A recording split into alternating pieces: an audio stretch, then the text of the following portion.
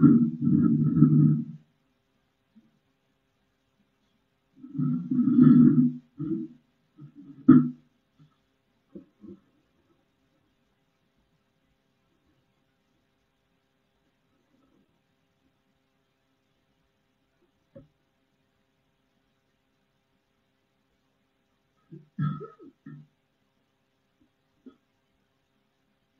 guys.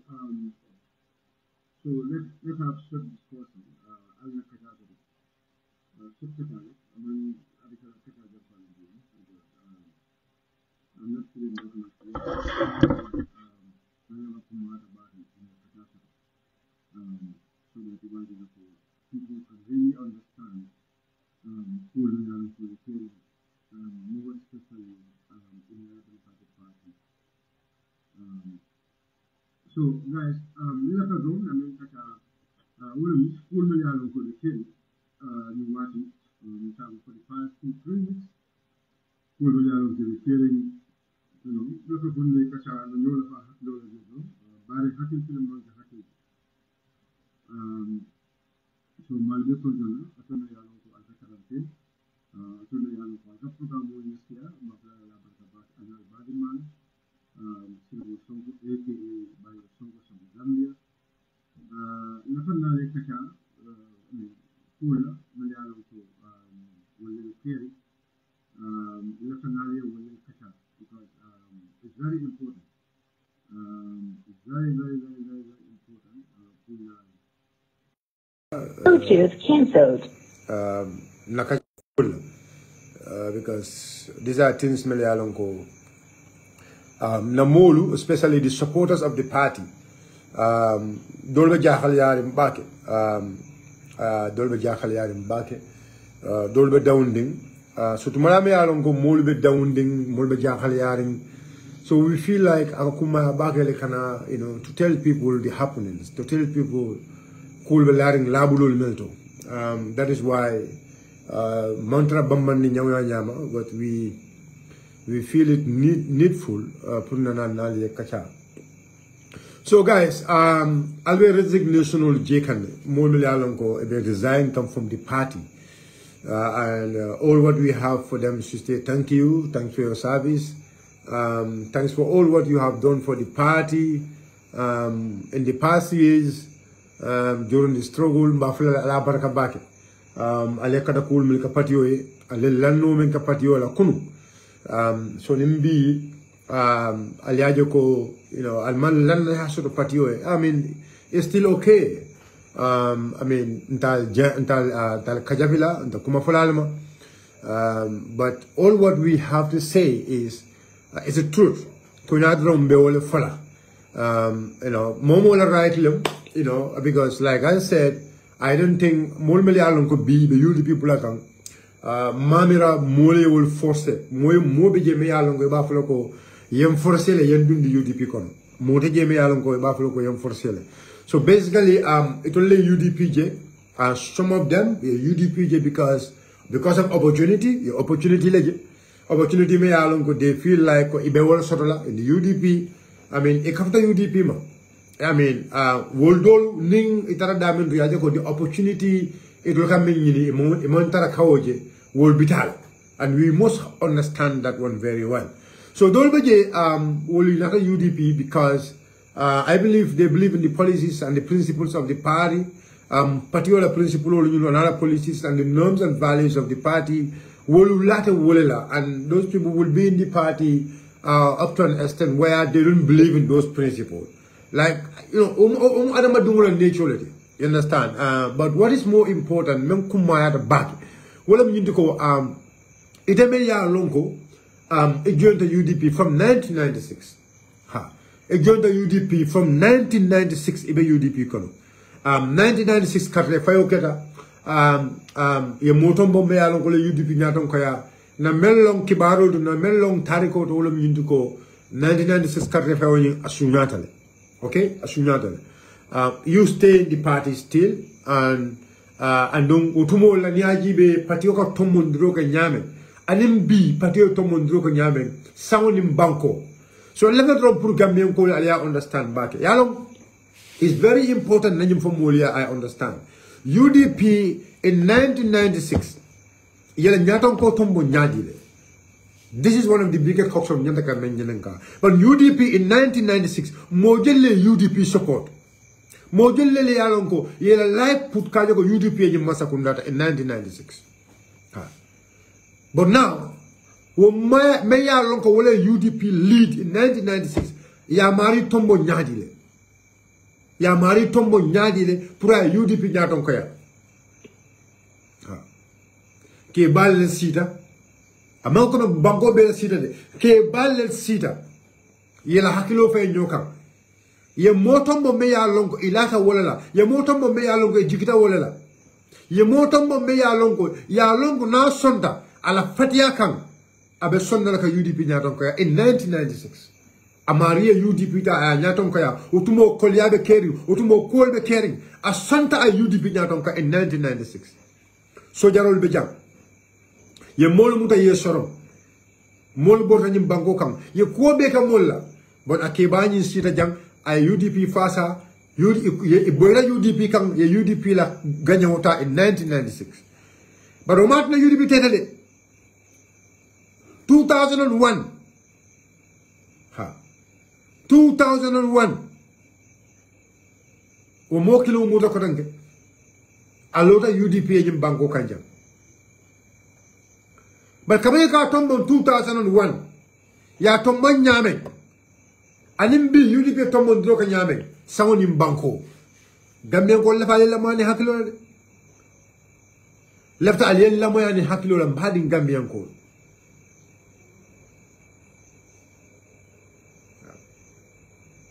Alien Lamoyani Hakilo Bad.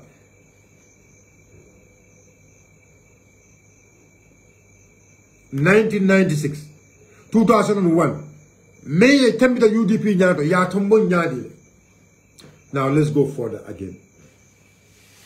2006. May UDP Nyatonka, Yatombo Nyadile. But for Cabria Tombo Mole Patio Bulabang. But for Cabria Tombo, B model Bafo Kanko Patio Bula. But for a Patio Bula Lumobang. B, model Bafole B. You call to the Patio Bulale because of it will left her Mayor Tombong. You call him Tombong. But Mbal Yunkala Mena, Momo ni Alatiswana Talatema. Because the Memphol Yuniko, Dolcamera Politico Yonelity, but Intako Politico Manyanakela Yonelity, Politico Nantalola Tonala Kang. Politico Nantalola Tonala Kang. 2011.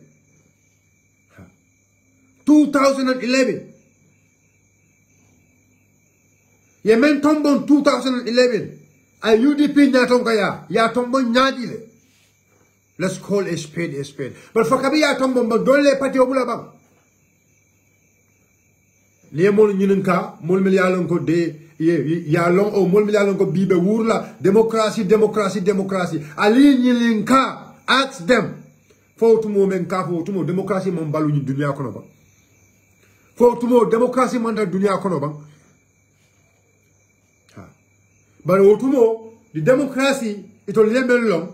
Wala nyindiko men fatiata men hanita ka dictator kele men hanita ka dictator kele otumo wala tomondiro yo omo democracy di otumo bari bi UDP dunia bi e banko be town the national executive seat the central committee seat 2020 2021. Oh no, let's not even forget. Let's forget about 2021. But 2016. 2016 May UDP Nyatonka ya tombo nyadile. But for Kabri ya tombo Euro kadala bang. But for Kabri ya tombo ani molle manlo bang.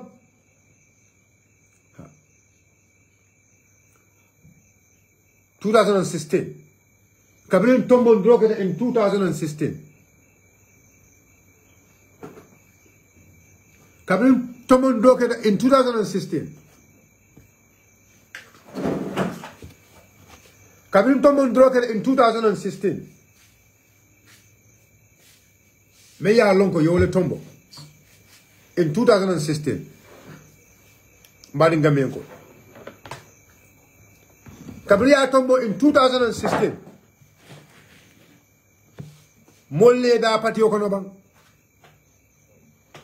bar me ya lonko bar moso de je me ya lonko kabri ma da tombo ay meneke ay patio bula atata mundo atata APRC the ruling political party mbadu nunka tari ko faale jande atata mundo APRC ay mina fo APRC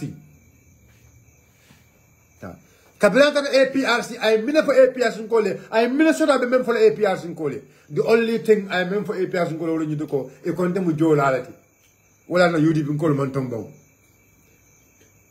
Gambia qualifier is so be a look model moila those are not new things or manga kukutati. Abdou Dabo, Adama Barrow, Bujaju. Nulelia apply in 2016. In 2016, Walelia apply. But after Minaketa, Bujaju, Kabin Bujaju Botaji, I Minake, Bujaju Tata APRC le. I remember I APRC la meeting tomorrow at an APRC meeting men get birkama atata ja ko ha nya UDP ngol man tombong you continue jolal wala na UDP ngol man tombong I tribalism la UDP come that was in 2016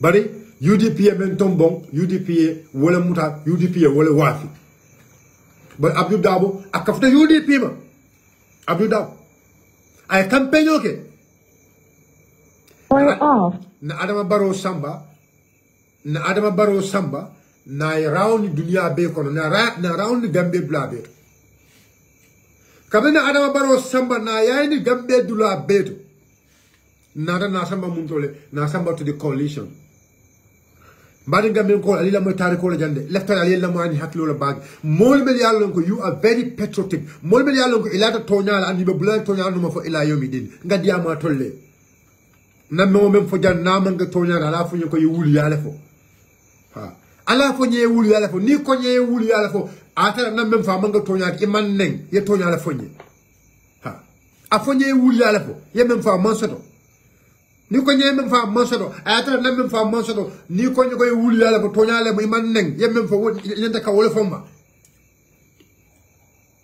bar kabri UDP Adama Barrow tombo ntara na Gambia be rawnum pareta kabila Gambia be round pareta natana jang lumem fudata jang lumem fudata kombo kono jang asamola keta coalition meeting coalition last meeting keta wolti for them to finally agree on now they are going to the convention Mama Kande pull out to lumole Mama Kande pull out or he is not going to be part of the coalition Mama Kande pull out before the convention he is not going to be part of the convention. He pull out. He pull out. Dr. Asede Toure, he pull out. Dr. Asede Toure fanang a pull out. He is not going to the convention. Amada for convention on the phone. They were not part of the convention. Now, they were not part of the convention. Madu lefaka tari gola fala jande. Hakili malum kadiyama tolle. Mama Kande pull out because it was part of the coalition discussion. Adabe num coalition discussion on in but he later pulled out about a year. Ako is not going to be part of the convention. About a year. Dr. Asade Toure, after pull out, Ako is not going to be part of the convention. Do you know the reason why they all pull out? They all pull out. The reason for all of them they pull out because Adama Barrow cannot win an election. So they look low upon Adama Barrow because it is Adama Barrow to yaji me boyd la no jam. Mbadi hakili malum kadiyama tolle. Allah subhanahu wa ta'ala ka dunya da Allah la kool bebe wala nyama. Hakili malu kadiyama tolle. Allah la kool nkawol la fale, Allah la daro be nyame, Allah la kerol be nyame. Bari ndata conventional. Kamen data conventional jumale da beje. Oje Jallo. Ahmad Ba Alifa Salla alma ale neman kafarake alma ale neman kafarake Oje Jallo Alifa Salla alma ale neman kafarake bolong birkama Bolom Birkama. I mean, thank you, this guy, Bolom Birkama, Ali Bashalla, Bolonding, Oje Jallo, Ahmad Ba, and President Adama Barrow. And President Adama Barrow. Nyulle multimillion wolle tata conventional. But the Lumen conventional keta abanda. Lumen ya longo we plan ko sign kata tolela. Bolonding ko ate is ate bota jele. Bolonding ko ate is out of it. Bolonding. Out of the 5 candidates. Bolonding ko now ate is out. Jumala tudoje now. Kamim Bolonding ko is out. Jumala tudoje sign. Jumala tudoje. Ali Vasalla, Oje Jallo, Ahmad Ba, President Adama Barrow. You left to the sign. And Adama Barrow is the person me alonko at le selector, ya atleta. Ya Adama Barrow select, ya Adama Barrow ta.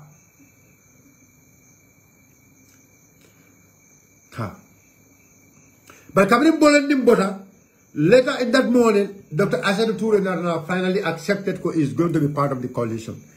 Amanta conventional, but he finally accepted he is going to be part of the coalition. One go, one come. Killing Tata, killing Nata. I am telling you the nature of Allah Kala Darul Kenyami. Killing Tata, killing Nata. Okay? Nata Naka, ka Adama Barrow wahdi Gambian Kolma. Adama Barrow meya lonko. Jamaman Lala, eko Adama Barrow is not electable. That was the word of the people.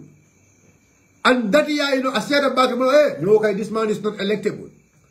No, is not electable. That was their statement. Is not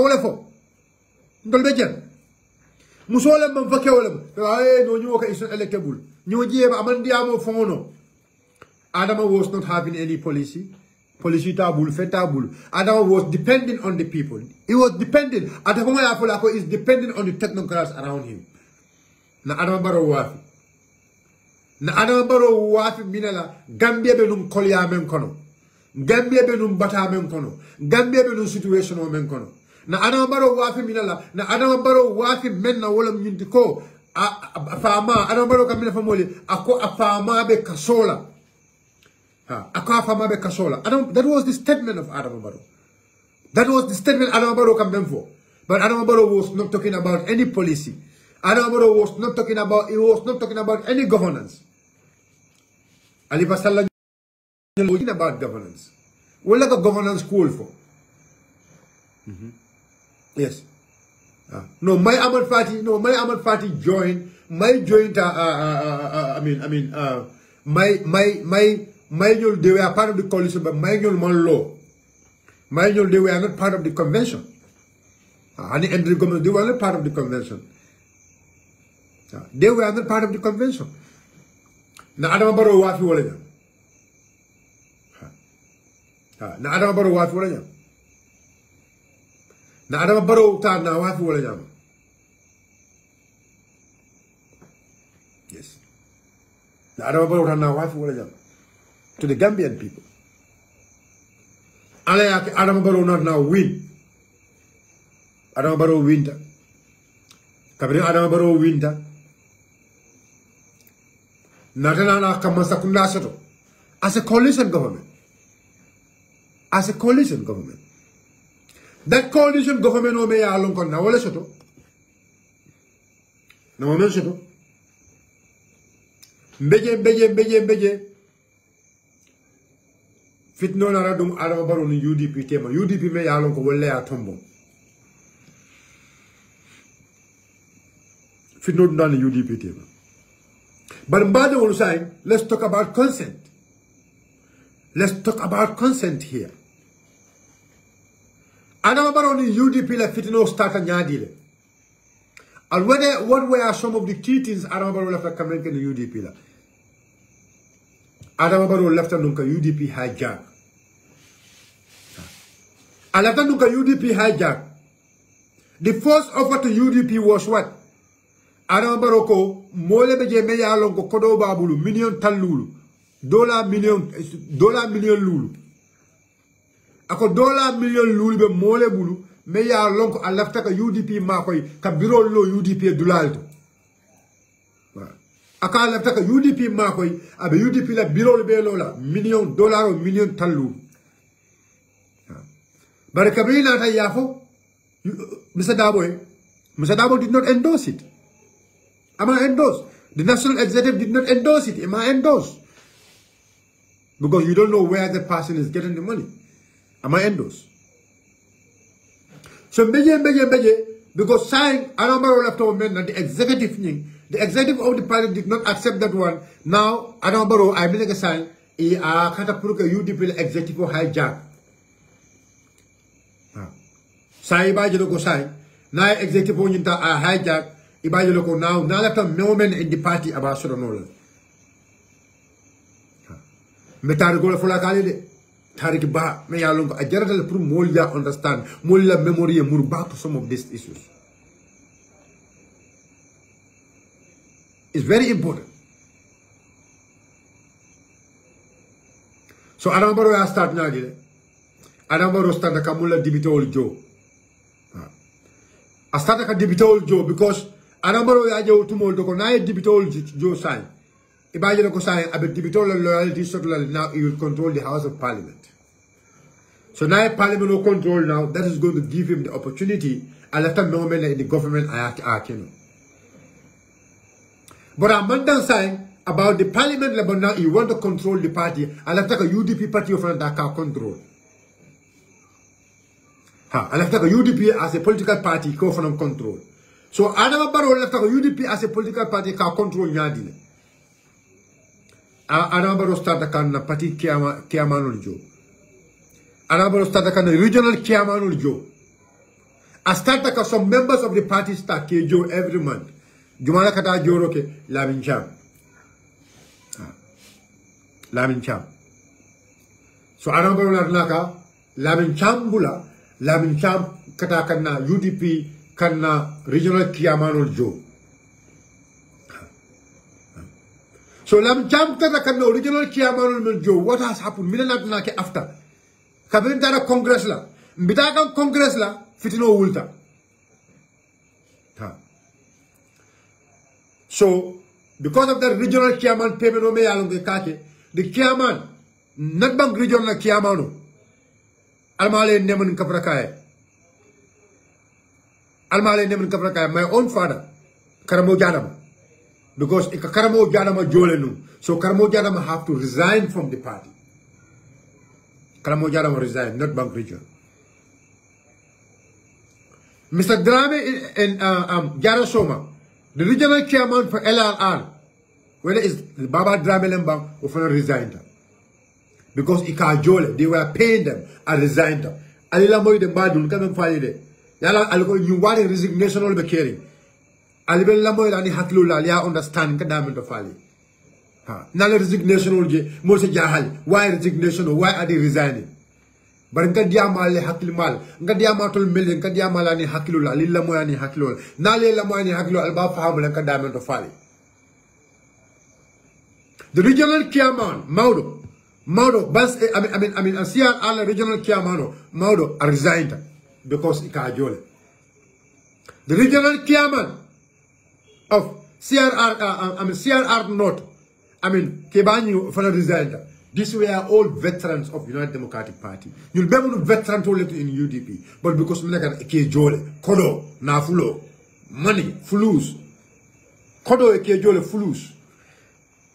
So they were able to, Adambaro was able to, buy them, Ayesan. Adambaro Ayesan. The regional chairman of URR, Bubu Drame also, a Bubu Drame Fanansan. Because ka Bubu Drame Fananjo. Ika Bubu Drame Fananjo. So now let's come to West Coast region. So West Coast region, I thought the regional chairman for West Coast region, 𝒕𝒉𝒊𝒏. But 𝒕𝒉𝒊𝒏 was the political advisor of the president. So President will make a sign, Cameroon Paul Duda, 𝒂𝒄𝒄𝒏, because 𝒂𝒄𝒄𝒏 now, follow, they want to manipulate by 𝒂𝒄𝒄𝒏. So they were even successful because 𝒂𝒄𝒄𝒏 manipulate 𝒂𝒄𝒄𝒏. Sign Kabra 𝒂𝒄𝒄𝒏 sign, he left the West Coast region West Cost region of bureau hijack. Because West Coast region is the powerhouse. Sign the regional chairman emotional no sign, they went to the vice chairman, the vice regional chairman. So among regional chairman also no, so they went to the consequence chairmans. Chairman will go Lamberton deputy bankola, it all no, the deputy bankol. Jide you'll go locono, Jide from I don't know Sanya or Gunjur will be in Wolacono.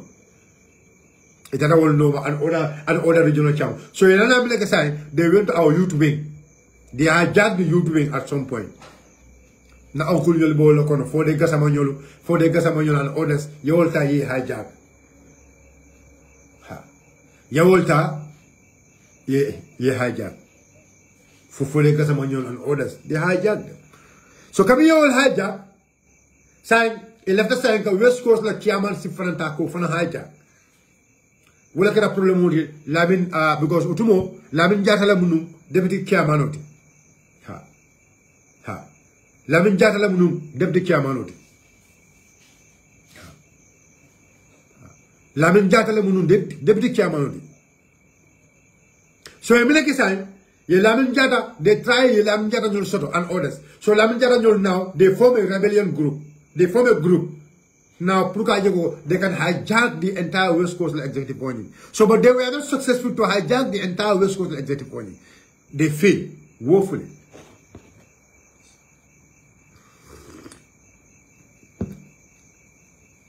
So they failed to hijack the West Coast region, the regional executive of the West Coast region. But kelol kitaje, fitnol kitaje, kelaba kitaje, fitnol kitaje, kool kitaje. So later on, Lamin Jaranyol, they went. Wala nata kataka join Baroka. So 𝒂𝒄𝒄𝒏 and the new executive formed the West Coast region naranya pam. But will Tariko I understand it very well.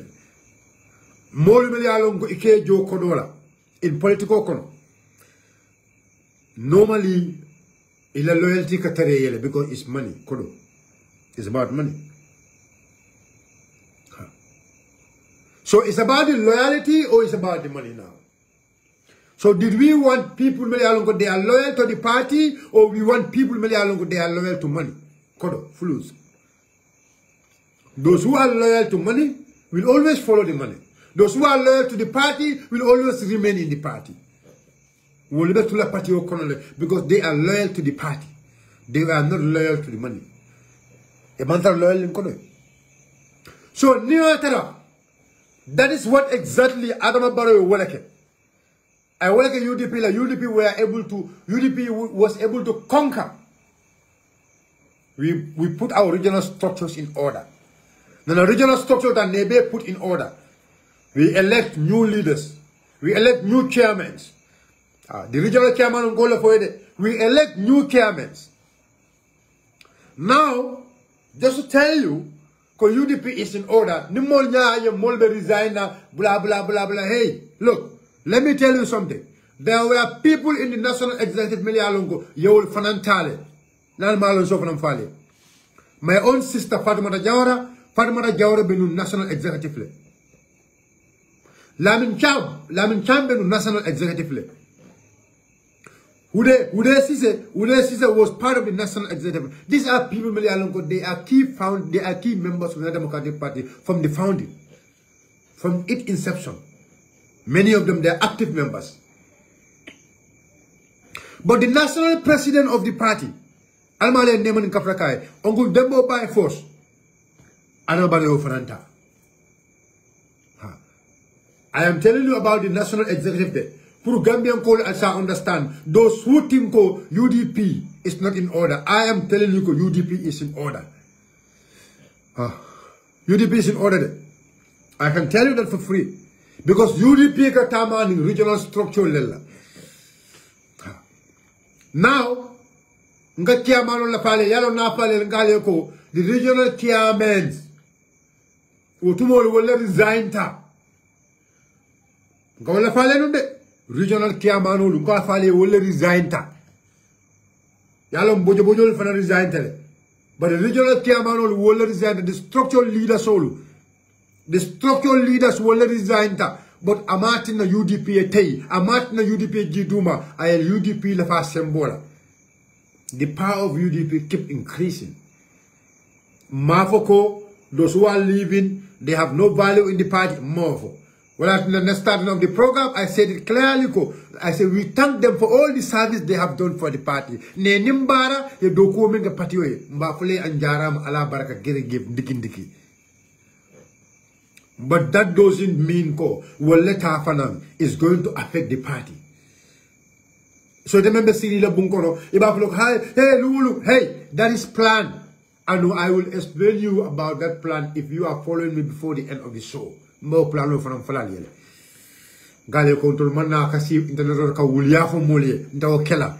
Ndol mana internet to do propaganda. We are not going to do propaganda. Ndol we will talk about people. We will talk about issues meli alonko they are realistic. Kumol meli alonko be tonyari mbole fola. Mbadi ngamian ko. Now all this resignation meli alkebe moy. All this resignation of 𝒂𝒄𝒄𝒏𝒏. I can tell you, the regional chairman of North Bank, Abela Kak. B, member North Bank, the regional chairman, Abela Kak. The only person may resign, will the vice chairman. And the reason why the vice chairman resigned, you know the reason. Now for gender, the reason may attend. Those other people in Barrow's time, those chairman may resigned. That was the reason Mayor Atinda, the regional chairman of an resigned. The regional chairman of North Bank region, Niaya resigned because of what Atinda of an resigned. Barrow Menke will cook it all Ketaje. Barrow Menke, wallahi, summa wallahi. Barrow Menke will cook it on Wolefan Lata Fanankang, Wolaga, the vice chairman of North Bank region. That was the only reason why I resigned. Billahi, wallahi, tallahi, in Sankali. Billahi, wallahi, tallahi, in Sankali, Wolatina resigned. Is on the payroll. And Natoyafo ni ale dia. Ni Toyafo drong any alakatara new bulle. Par ne nimbara ne tentu ni do ko men ke ne nimbara ne tentu anu ani bi ni ale muru ni nam patio kono mbetala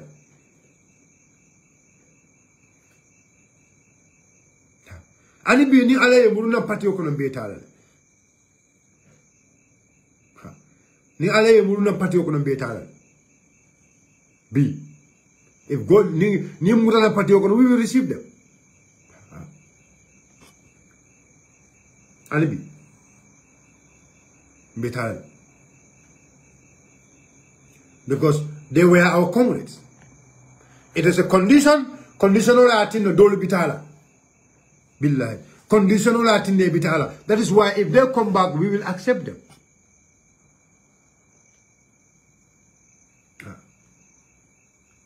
If they come back, we will accept them. We will accept them. Because they are people Melialongo, we value them. They are people Melialongo near do kokele. But near atara conditional do be more you cannot blame the person because near the dolbe be wakil like jota ka karfa jolta is because of the situation they are. So it depends whether na flow the loyalty be jumaleta. So the regional chairman of North Bank region is intact. Nalmalon so far. The regional chairman of CRR North, the regional chairman is in order. The structure is in full-time order. The regional chairman of CRR North South, abele in order, in full-time loyalty to the party. Abe party support can be, abe party sementuya can be, abe party sementuya can sama. The regional chairman and the vice chairman of URR, Abel Tak, they are all in full support of the party and they are all spending their money for the party. A better na flow the party auto, a killer symbol in the party auto. Alma ale yin kebal mending in Bangkok. Alma ale yin foradumul mending in Bangkok. for the Mulfere. The regional chairman of LRR, by one defa, Alma Alesu Simayala, Alma Alesu Jadakendala, Abela Kak. Jaranin Kiana, regional chairman, Abela Kak. Alma Alesu Simayala, Alma Alesu Jadakendala, by one defa. The regional chairman of West Coast region, Abela Kak. And the entire team, Abela Kak. But to tell you, Albert Mole General from the West Coast region, Melia Longo, they are part of the regional structures. Ibitala. But Nita Fana, Alafo Alimbara. Alafo Gergave, thank you so much. Thank you for your service to the party. Albert Mole General, the West Coast. Albert Mole General, Kilim Fula Saba, Fonanino. Melia Longo, Ibe regional structure Kono, Melia Longo, Fanabe resign. Akana Alterende. Left to probably understand it. A canal terrain. Albert Mole Gele from West Coast region. In a regional structure, kono. Albert Mole Gele. For Kilamba, for Fulamba, Sabalamba. Albert Gele, be Bology, be designer. But near resigned. Allow long mayor to resigned. It's very simple. The reason why they resign, allow long why they resign. And then you have to accept their resignation. Allow resignation when you accept. Ali Nimbara, Ali thank for all the service they have done for the party in the past years. Ali thank for all the service they have done for the party in the 5 years. Ali Nimbara, you document the party in Sanji Tambila. Wala ba al nitema. Wala ba al nitema. Ala fo yuko ala baraka gergef. Wala ba al nitema. Mbadi ngambi yankolo. KMC,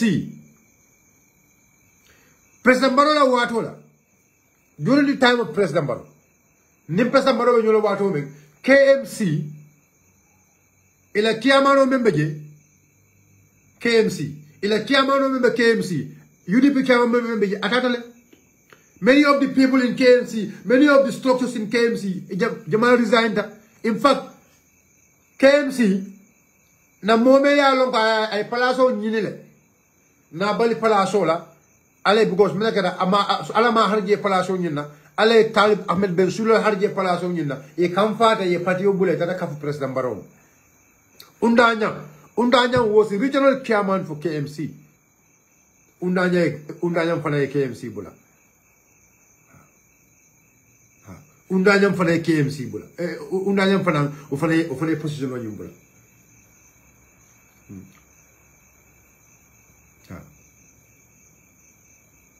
Undanyam fane KMC Nimbula.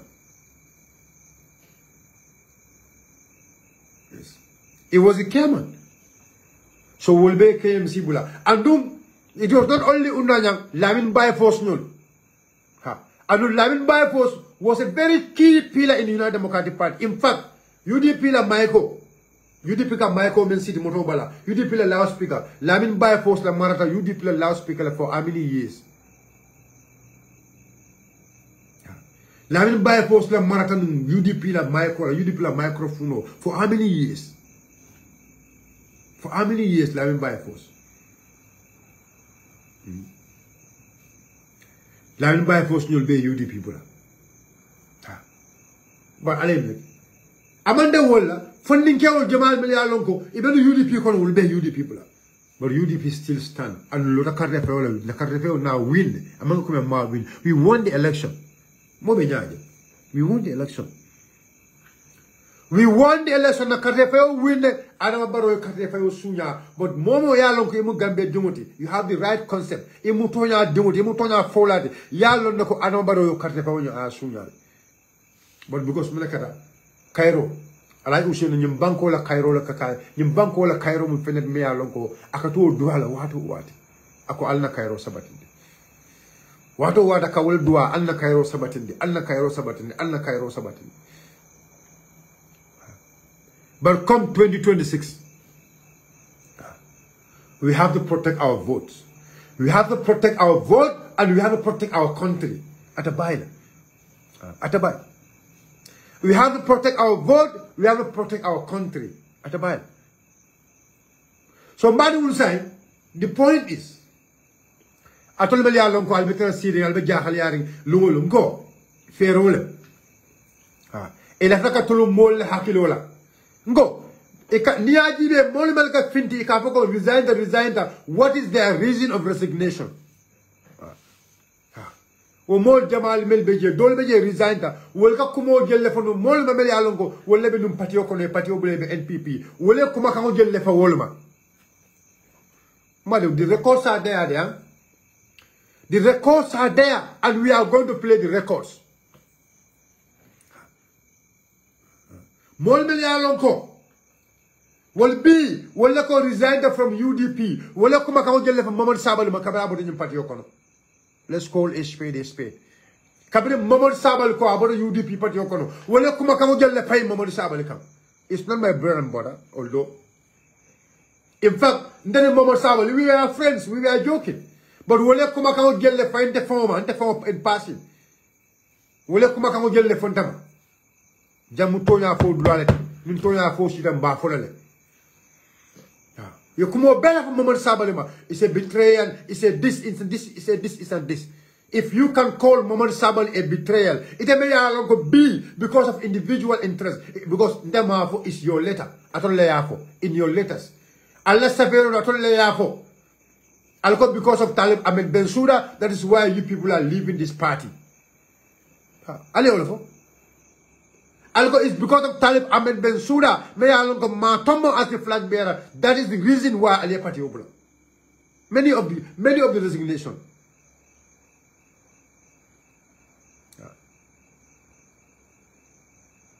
Many of the resignation. Alko because of that, without nale party obula. Mbadi Gambian kolu sign. Atol me yalongo ali Gambia bango sotal sono mo kono. Those who love this country. Mol me yalongo ali nyim banko kono. Mol me yalongo ali beto nyale fe. Mol me yalongo they believe in truth. Mbadi wul kadi amatolle. Ali la literal ta ali ajibe ali la literal cross baki ba. My own brother Tobaski. I mean, Tobaski is somebody I respected so much. And the respect because everyone knows me. So now you will understand. Yalo Mamad Sabali UDP people are. Then Mamad Sabali. I mean, nga joke, nga fair. You were saying a lot of issues. If you come to bal program, then Mamad Sabali team. But I told them go. The political buka don't tell him more team. Political buka tell him more kwendi. No, political no. Kudo lebe ni kwenda, but political won't. Bandi ya membe nalte mo le betar laje tere membe nalte mo bari be tonya fo lo nyoyele. We will speak the truth to each other. Kunu aleme fa Mamad Sabali ma bi aleme fa Mamad Sabali ma nimbi do ko wo fa to ma alko UDP ko la leje anno atara dum atol lebe no UDP kono no atol lebe no kuma kamol fay kam Mamad Sabali kam kabra yim pati obula. You people were some of them were the one exactly throwing stones to Mamad Sabali. Because of Mamad Sabali, I party betrayal. That's what they were saying. Because Mamad Sabali have betrayed the party.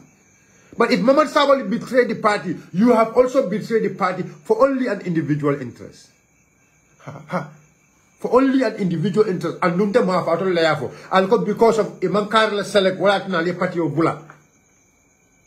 The only letter nyai menje meya lonko amawo fala letter on yunto, and I respect him for that position. I have some observation and later on into William 𝒂𝒂𝒏. I respect this brother. I respect this brother very well. 𝒂𝒂𝒏. Amafoko is leaving the party because of Talib. Amafoko. He made it very clearly. He made it very clearly. He made it very clearly.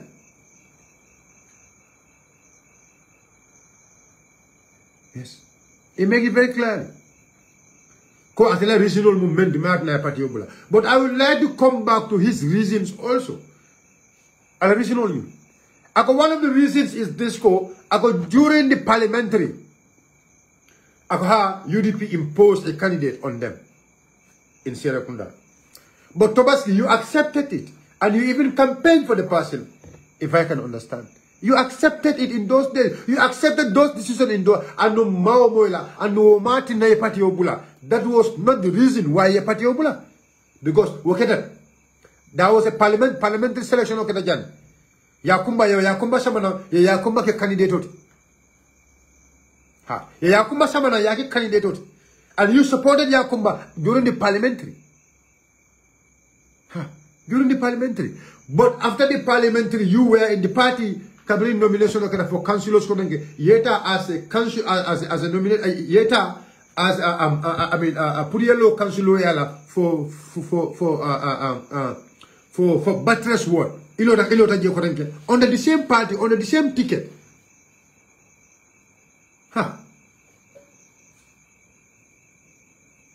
the same party the same ticket ilota as a councillor. Unfortunately, you could not make it. So the decision made about the parliamentary, that is invalid now. Because Akedele, and that does not stop Puriebo Party Union. You still believe in the principles of the party. Ndara Congress la yepala sol tako danke. You still believe in the principles of the party. You still believe that everything was okay. Everything was okay at the very moment. Ya patio fasa, ya cool ke patio kono, and ya kana ku jamala ke patio kono Tomaski.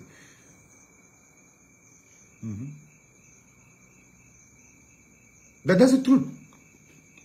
Ulam toyat. Ilo na kansulo ya alaman ne harje. Bari ila ta na ka patiola ta na ka executive positional dealer.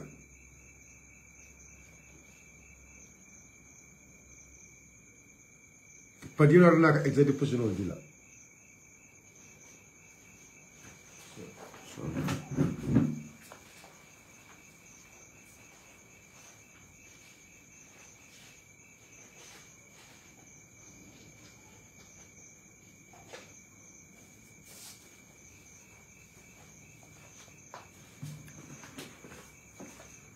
Patiola raka executive positional ta kesi ka kedila.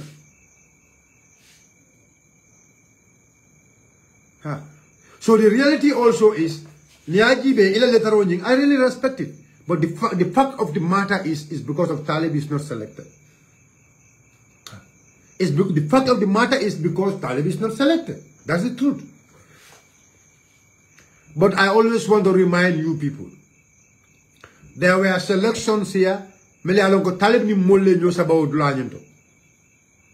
But later Talib leya a win. Talib le kanyeta. And those people, they accepted it. Some accepted it, some did not accept it. But the political party as UDP, they supported Talib. So Badul, Alba resignation or jail. But now the resignation I understand.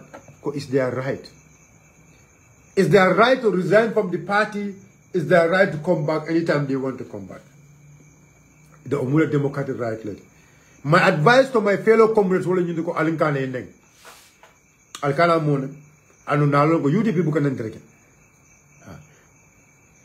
But you know the worst part is, many of them are now using fake accounts, coming up with claims. You didn't call the Kandang, you didn't call the Kanyam, you didn't call the Kanyam. I'll go obey. Fake account sol mina lebe saferol kela ebe UDP attack la fake account will be from bambula UDP comme lebe ndrol kela e ba flo ko UDP lam because now the mission is me UDP non la nyame ba wallahi nyim patio ni mota nyim patio bi iznillah nyim patio alale barako ka nyim patio to alale barako ka nyim patio to anu inshallah comme 2026 alebe nyim banko tala ba duna UDP la buloko I'll have Aleo Taman Zero Jamal Tandina. Ni resignation men bebe carrier, Bemo Taman Zero let.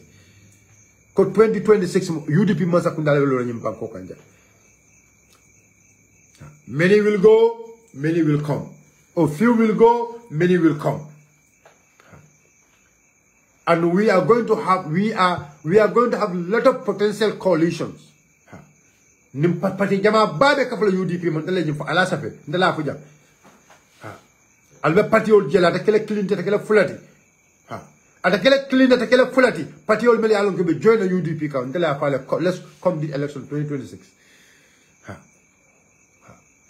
albe independent jele be UDP endorse la a couple of UDP man tele afale very soon well before 2026 form party will be a couple of UDP man be campaign o kala nyim banko ka jang be UDP man sakna lon la alay usem daba mba sekala mba kala man sedi nyim banko ka nabod ala bala bi iznillah insha Allah nimma fa alakum we are determined be preparing so même for la Gambien ko lolu ñindi ko al sila mo bondal sondo mo kono ñindi al resignation jela jama al be wala jela but resignation ñimbe is only one reason it will left menna anin jama left menna e ko ta kela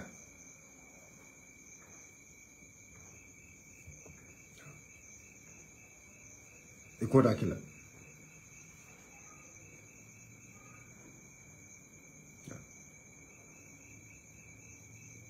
e ko ta kela.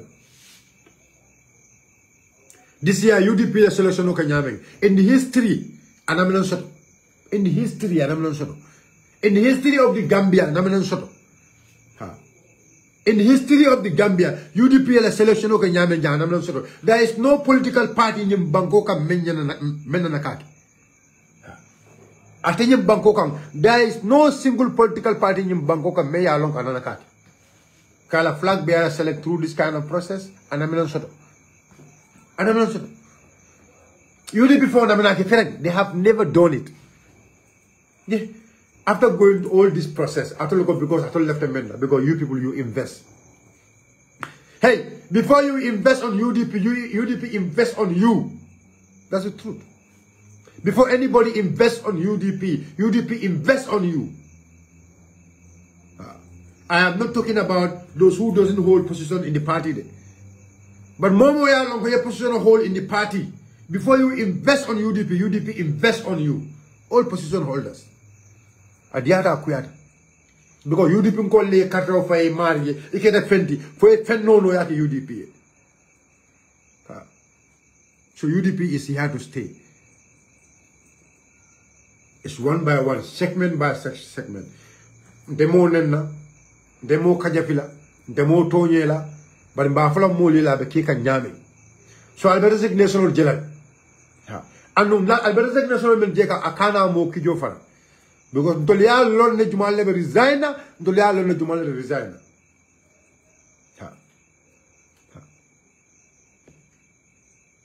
Dolia Lon Jumal never resign, Dolia Lon Jumal resign.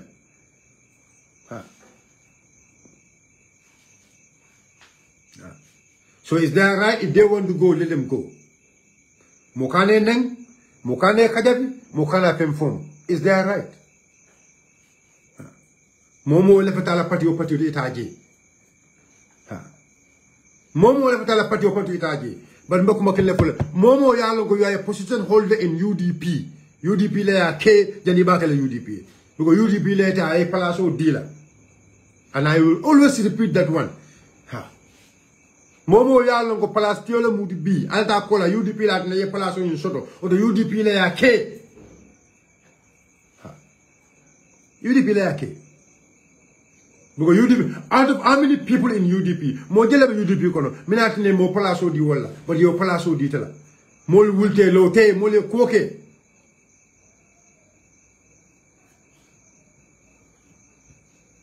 mo lo da ya ke mo le koke people did everything for you.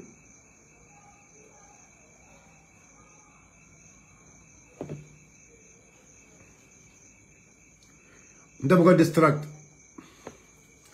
You have your page. If you want, you go and open your life. It is life, man. It is life, man. I'm not fighting with anyone. If you think I am fighting, go and open your life. You start the fight. I don't have more time also. You have your platform. You have your own page. Go and open your life and speak. Come, but now, if you still want to fight, go and fight in your platform. It's very simple. Don't want a life to invite anyone here. I mean, if you want to, if you want, you can say whatever you want to say. If you want to say anything, say it. You go and open your platform and say all what you want to say. I'm very responsible. I'm a very responsible person. And I always know how to speak. I know how to speak. I speak with respect. I speak with respect. So if you think, oh, you can threaten me, not me. I swear to Allah, not me. You have your platform. I have my platform. Wallahi azim. If you want, go and open science, life mala. Billahi wallahi tallahi. Go and open your life. You feel free. You feel free. Wallahi azim. I keep telling you this. I respect you. Ne respect le ne bunya. Ne respect le ne bunya. And I mean, you once even intend to attack me. From the mentor, namina kuma kama foe. You once intend to attack me. From the mentor, namina foe. I just have to do nyanda kamente ni nyanda kabida becoming. I mean, because the thing is, ninde mo bunya nka haklo to do back. Ninde ni mo ekusia nka haklo to do back. Because that is me. But ni ne bunya ne respect. Eko ikandeleta ikafu. I mean adama ni mo bunya I respect. That's why even because I don't want because because I respect you. So because it's like maybe Musafo can even no. I don't have that time. But like I said, go and open your life. You say all what you want to say. No problem. Tell a life here. You have a platform. Platform will be able to own page over here. Tell life malayafo. I am not fighting with anybody. I'm only saying the truth. Go and open your life. That is your right. That is your right. You know very well, even when you make and post either is right or is not right, because I don't want to have that confrontation with you. Because of but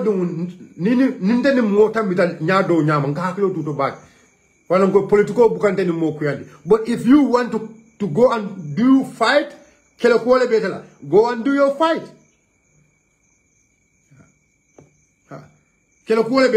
Go and do your fight.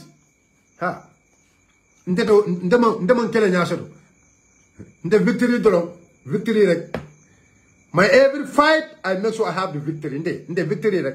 I don't need to try left I start. Wallahi summa wallahi, I'll get the victory. Bi-iznillah. Because Mukamoto, Alan in Tonyerland. Start a fight. If you start a fight, I will get victory. Bi-iznillah. Until I have it. Start it. Start it, yeah. Okay, go and open your life. Yakela 1, 2. Okay. I respect you so much. So guys, UDP is in order. UDP is right in order. Leftaka Usain Dabokta ka tambindi. Alaye makwele na tambindi. Momon kuno. Mammo Jo, Monkoli di Mola, Mammo bribe. There is nobody in a man bribe. Mammo bribe, Mammo Jo, Mammo Samba Karfa Jola. Mammo Samba Karfa Jola. Ategi. Motaje me ya longe bafalo ko Karfa Jola. Karfa Jola under Usain Dabo. Ategi. It is not there. Nobody was under his payroll. Kafako because of Mbala payroll. Nibe payroll fa longo be patiola payroll. People support us. People endorse us. People did everything for us. People did everything for us. B was the John. Ila third consequence ila musuke ila musol. Wala na alay Usain and Dabo ka ziyara. Manana ko fi mbolo. Musa. Hello, salaam. Namo inumbara. B West Coast musol. West Coast musanga balu. West Coast musanga balu. Wala Usain alay Usain ta kapa ini bara ikanyeta West Coast be koma. Alhamdulillah. Wala na kaya ikanyeta West Coast be koma. West Coast be koma. Alhamdulillah. Very soon, North Bank region mina. Very soon, Ella Armina. Very soon. I mean, you are hey, the kukela nyum banko kanjang. Anda nama keda, nama keda Amina. Sonko nama keda my own son. Amina na pati lila da Asia. My own son. Sonko mbele video la mo kam. Eka mo fo eka tonya da mane. E Gambia jele foro ya kolata batel Gambia. Gambia momu ya lonko ye keloke pour ka banko bondi. Modol bije mo ya ni man keloke banko kan wolle lafta pour ka banko hijack adun tiano wonya. Kata sirin tubabdu kata keyboard bala ka keyboard ma ka fu ko mbe mo le tala ka ke mansati. Na moment sonné ya yidi pim patio ma barkol so patio ma doa so patio ma la mam lopi alota simple la kabrin wato munna dol bi nyema wulu patio nye barkol so doa so alfa le doa patio nye ajibe halina mo kuma nu be banta o make le patio fa adam baro le kodo so nyil molti momo ka bo pat adam baro kodo so wolti adam bolo le kodo tambita wolti adam baro man patio mum faano malla harbadin bo patio faala no ngani fo molele ibukan danko UDP to stay by the grace of God and by the grace of God shall life usini mun kelka ya alaji alaman sino de nko kate mansare te le alal ka diam a fo e ko ya kandila ko ini alabuka diam ko ablay wadati mansare ba alla ablay wadati mansare ndi Senegal iko kun be dama kun ni mansare fa mamulia ba alo mansare Senegal de dunia be nya hamadu be filirini Allah taala mun fa ko harbadi be filo le kono de hamadu be filo le kono man fello bu ka fenje imam fenna fello and then they fail to understand one thing mba for the back pour ya understand mira for the diamo kono ka wuli kata moral ya moral ka ko ngal stakaro ke ngi man sa Allah they fail to understand one thing about what is mansaya ngani fo diamo kono they have to analyze this ya course mun mansaya hal alkalo kaka alkalo mansaya imu sefo de mansaya imu vice be mansaya ikede fonfende ni mu debure mu mansalati de ni moro ko be kala mansala nyini kan be kala mansa sifa jumante fo mbe vice president yala mo wala fombe do ko la bunda mun to ban ida bay era kansu anyway fombe mansa mun to mbe tula wala to ban fo mansa mu warta woto mbe tala wota nyini ka ko ga senen parce que obuka sene har mu hani morol fam pour yo comprendre ko pour ya understand e ka tama zero leche ye tama zero for you or tama zero it can be different. This is what people need to understand. Ko killing is so understand ko wolo ni ala sonda moy sawno banko da bi by 2026 mbena kelo kelale fon lafta mun ala yake mole pati na rafana o be kelente ndamleti ala demarkma ntela fa pati o kafa sia ni do atajan ntela voto be tarajele ala demarkma ya ala jel ni ya ma na ba betendi kan ikama be tinya kan at albe karo ke kala buka bokal ma mole amerika be tinya kan be dara kan sai mulbe ti sai kan be ta kan e ka lere safe be do pati ko no let ima lere safe ka dum pati ko no ibe mulere safe la ka fo be pati ko no killing iti bita iti bola pati ko no ni ya korosi iti minantelia mole be parasoro multambide do parasoro bari mole miral kafuko ni moka da mbarga palaso bondi nga diala parce que kana yele mollo mbarga nga bondi ya dila pour iskenya mol ka mun fo yidi pila kodo kaji ko mo mantaje ban nim taran sita nga mira nya be hakilu to bakle sign mbe mol mun kel na palaso to sign bakilu to bakle bu sibe yandu bo siara bakle Gambia ane kodo ka mo samba Gambe bakle dankina ni ma wara hantam dankina fa ma wara banko kan parce que momo e fem bondi ya diala mo ka fu be dawda dron mba dum la je fon ko no fa o mu kulti mu yalla ko mo nyata kilo to la je bakele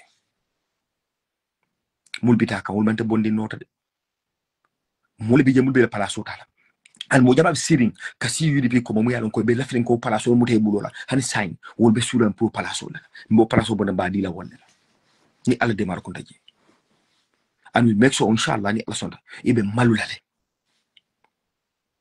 malulale because ni keba akata banko ele aluta banko e watu muna mobe silata pour ka kele ni keba le molti mul fundita e kelo ke banko e lota kaje ko gambe fasa gambe be yaje ko sababu la kendi banko fon ya fansoto be ni dolbe sile be kuma do fola la karola ite mam kukata o banko e ite mam kuke o banko e had contribution ma ke o banko e yele fari de be ma ya sote bulokon atakela zame mo ni defa palasona ibe kunyi ninkan e ka hormone bunya la kiji mo moroti sakonde ni alpha be nyato hamadin ke ji abeta bakele allah ta'ala fon han mun ke ji ni de maria mel ko darjat UDP ka mobile darjande ba ni bodo UDP e ka ke munti fanko lon hani mota fule UDP o kam mo hani mo maka fente UDP ke fente bari kana mira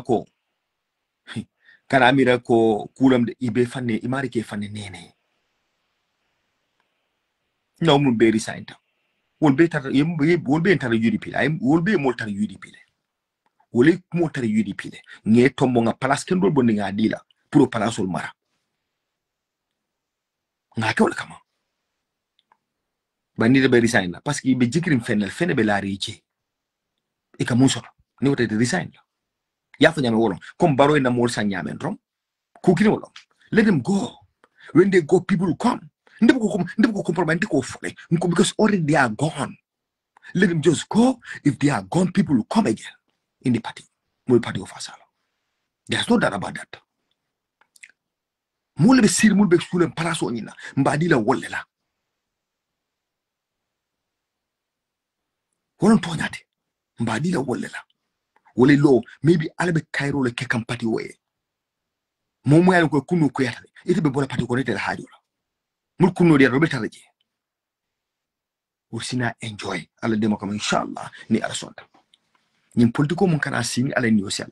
Mbel ben tikiro kunda mina. We'll be ready for this one. Ni adi Allah ni ala ni osial Cairo kono. Ni ala ni osial Cairo kono inshallah we'll make so this one nadi alay. Nsawmud ala bakela. Ni ke bala batara kel kense. Ha ablay wada nata Senegal kono Senegal be bang ablay wada ko mo be fala karo. Bara do ko mun ke Senegal mo ma ke Senegal banko kam. Ay silo mun do ko Senegal mo ma do ko. Ay development de Senegal kono alo sopiro kono man sa tekere mu yake Senegal ablay wada. Iba fala ke balum dafa maget. Abe kala man sa be sanji tansa ma fon. Jwala ka sika fu seta masa. Najila president ay masa fu man sanji. Najila president mo me najila. Hey namo keba mansa wala mansa wala ka hino soto wala ka balfa soto wala ka kunun long wala ka banko la yirwa long wala ka balfa banko dimule kaji ko banko sura mun ya soto bal nyim fondi ke masa kunda momoje mo yanko dini merendo na sura jifo ana dimbal katu mol sanal ron ke la ko do bondi ka mol sang pour mol bule no ma politiko la nde ni ajen ka kamfa Sidi njanyol sifa Fabaka tombo njatanyol sifa mu yalanko wala yajima abedo banko kan sanji chelu be siro banko kan ye yajima abedo ni wala roba injo kan bi o kan dimi mbake ndel ngakero ke momu ye fongo sindi o banko kan mol mu yalanko wol muntel jawolte o banko kan wala na wol palaso mutaka mara e kasika mol jere gambe na fi ko siyata ijikira mun be bala wol tambita fango beti interest mo le siaro banko kam interest mo le yeah, Musa you know Musa you see Molma understand ajele niya understand membe nyim banko kan yan bi ya faham bake balu nako inshallah comme 2026 UDP be nyim banko ta inshallah asunda yalong nyaje dolu wolu dolu bitale because yalong the problem is you know UDP being banko tala watu wati. Anyanda ka mo bamandi mbale so the million they have the country at heart. Exactly. Not by Country, not they by. have the country Thank at you. heart. You have to go back and check the history of the United Democratic Party. UDP la tariko. Exactly. Because new UDP la ranyim banko kanya niye fiake. Gambian ko le jiko media market. It's not about Melba Balurun Damade. Melia Longo will phone fata. Wala hako. Avanta. Because Melia Longo will le fata. But yalo will. It's like wala. I mean, wala julole bel. Yalo Gambe yanda hibla bat. Exactly. All the sacrifice. Wala fata pour Gambe betea. Gambe baraka. Thank you. So mol me yalo goy fata pour Gambe betea. Pour Gambe baraka. Say womari nyol wolu. Kilome yatina wol fata ning ale banko digitala through the struggle. Exactly. Nida man banko do ko wala tala nyame. Billah ite kayro sol. Wallahi ila yawm ita mari ibe kayro sol mo nyadi le. Wala ni ya korosi. Ni observation korosi bake. E kajere ko muli ya sacrifice da banko e kelta banko e fata banko e. Nyaji banko mantano anyato ansai. Ye wolle betray. Mul fada banko e wul fada banko e munna wul fada banko e rizindala wolon ka banko bon tajerante akono ka banko ta ka banko samba nyama be banko abe mobe na fana wo man na ken ko denke jawul mu yalon ko en kele wol na place ta yimaro banko nyinkam den pour gambe afan so be ko la bakele fo ñol bota nyama fo do ko bota nyama ni aje bi o police kilo ni soldier kilo be furti aga so bole be ko kala molla mulie ma nya jawul ke banko ge me sone chabo fay ba ko so wala tin ka fay wala ko Gambians fail Gambian bi ñim banko kan be ko makil fole ni aje bi we don't have proper security reform because exactly. Because security le mol mel batandi ye mol mel fa ye mol mel yalon ko yo la mol yemandi wala man na masakunda ko that is why there was no proper security reform. Exactly.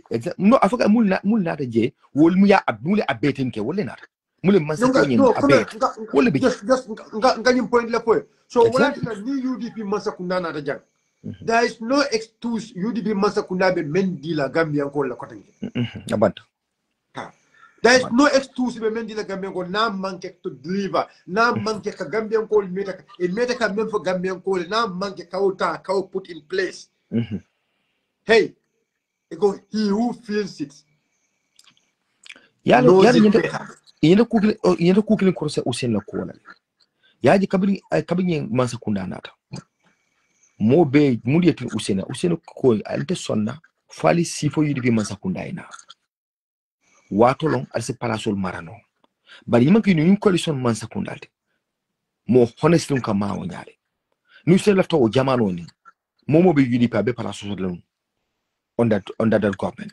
But I'm on song, I can deal a co. Nasi from la patiola mansakunda. I know not a water muna. Muna palaso, Manisio Palaso Mara. Foroka Maonyale. No, so coming for because I am coming to leave now. I'm coming to stop by half past. So coming for Gambian call by farm can. It's a matter of us to talk. Well, I'm coming from Mole you go. The more me I go resign, and the resign, I'll have to go thank you, safe journey. Nico resigned, I'll have to thank you, safe journey. Thank for all the service you have done for. No, but why coming to the media? For media, for media. No. It's not about media. When we start again, okay. But it's, let me tell you something. That is part of their democratic right. No, let me tell you something. Yalong so far. Yalong started from the executive Kananang, the regional, some of the regional structure side of an starter. So even ward or even mayor supporters will basically the party. It's a protest. It's protest. It's called protest. Politics or in what I don't understand, what are the protests that they are doing? Because mom understand Kokoro. No, understand. ila fembe tombo no ma understand wotara wild candidate landile ka fuka be lula party o toyara mo ma fo e boje a telephone bota faye what are they protesting no ngo yo usene signagel ye lo adabu ne signagel ye roy mali lo ye signagel roy mali lo ndo mo roy ma wuta o kere talib la dunia ko jamais avec talib ndo mo kere usene wuta kere talib la then is talib exceptional. In politics, you must accept. In politics, you must accept one thing. Wolonko, mole neng, mole doya, kumo be foi. Ni mo stano. No, Musa. I don't condone Nendro. I don't condone Nendro. No, I'm better. I'm go. Imam better. Imam ko mo bali. Nendro man better. Bari ko mo foi. Ni ma song Nendro la. What am I politician? That's what I'm saying. No, but I understand your point. No, I understand your point. But I understand your point. Okay. Exactly. One can criticize. Yeah. Like for me, I criticize because I will criticize with fact. Okay. And my criticism doesn't mean I'm insulted. I criticize because I criticize on facts. Facts. You know what factual. So my criticism, if you want to relate my criticism as insult, that's left to you, the person. So, but in politics, in political corner, for some more criticize. For some more scrutinize because you must responsibility. Thank you. Responsibility is very important. You must take responsibility in politics. Thank you. People are saying a lot to President Barrow. Okay, people are saying, but you know, with all the powers you have, not about being useless because of the people insulting or people say, oh, exactly. Okay, but I am not also saying nobody should. Thank you. No. I don't support Nendro, and I would never support Nendro. Nendro fanka mo halakile, Nendro mkuja ubali kamo halakile. Mole malo, Nendro kam mole daddo fon kanya. Akele life destroy. Ndebe reality le fola. But the point is nga for in any you don't put to abla wada mo abla wada Nendro mukela abla wada la. Usen dabola. Ito banda konta. Doya mukela kumo mufra ulla. Ito banda konta la. But still they have one agenda. Yeah, yeah, this is the fact. In politics, you must accept that. Yeah, Nima accept no. Nima accept no silence. I really want to leave by half past. Yeah. Okay, thank you. It's only half past. But inshallah, yeah. Inshallah, I just want not a general drunk up molly code wrong. Nan new tankundi. As again on Sama, I'll be resignation with general Sama. Let them design them. Let them design. I don't care. So resignation is normal. I mean, among the Kukutati. But a resignation on Fananali Kumakaul, Kunum Kumakaul, Kumodu for a Naya for a new reason Latin for a Kunum. Yeah. So, I mean, so, yeah, coming up with wrong. I didn't call me and go for Jack. They cannot bring proof. Exactly. It proofs. They cannot bring any proofs. Exactly.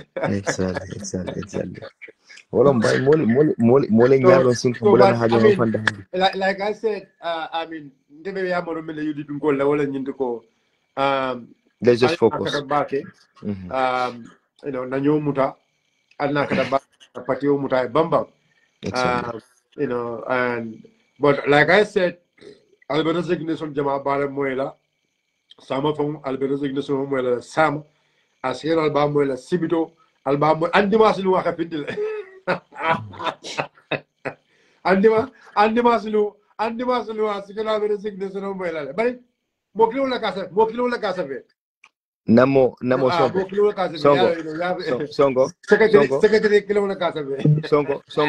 Songo. Let them resign. Ni resign da. Ye vote for do fanantaya kafu fama. We don't care. Let them take some votes from where they will take it. We won't tell them worry like there is any sort of I'm starting go start let them resign. No problem. It's up to them. Yeah, let me say inshallah. Good night, well, France was great. I left Italy from, but I'm just tired because in class in the morning, the number of content do 11:30 in the night. Then I'm very tired. Then mba jibe tam, maybe I will try to attend maybe Sweden or maybe Finland time ball jibe lale. You know, one of the weekend ni ala ndema inshallah. But Italy lafata because Italy, you know, ni akorosi, you know, funding ke be mo ko absolutely we do need to help them. We need to stand by behind them. But come like mbata enough sleep sort of. I'm just tired. You know, because of classes from morning to 5, then from 5, not contain do could after 11 in night, 11:30, which is so, but not easy No actually. problem. Yeah, yeah, but I will No try to problem. see. Yeah. You can be your back. Yeah, me also inshallah. Yeah. Alma Karusi, good night. Take care. Okay, yeah, merci. Thank you.